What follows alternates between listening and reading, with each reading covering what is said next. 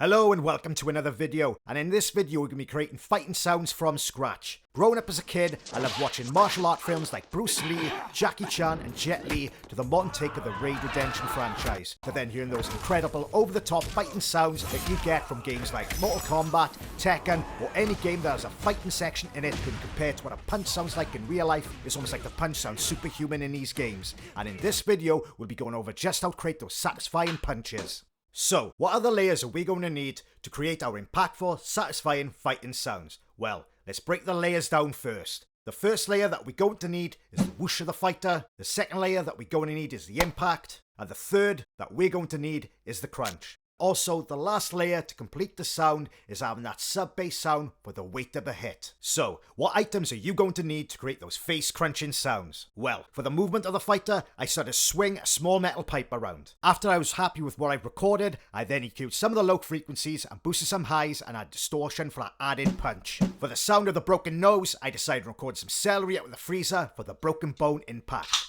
For the processing, I removed some of the low frequencies, boosted a little of the high frequencies, and then added some distortion for some added crunch. For the body of the punch, I decided on recording the mighty bell pepper, and to achieve this sound, all you need to do is pick out your favourite bell pepper and start practicing your best 1-inch punch.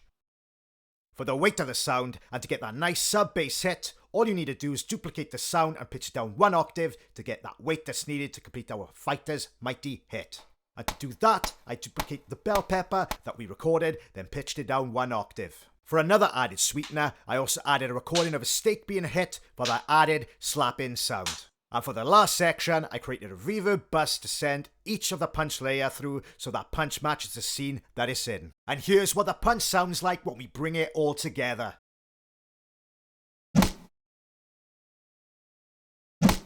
And if you did enjoy this video, it'd be great if you could like, subscribe, and share, and I'll catch you in the next one. Cheers.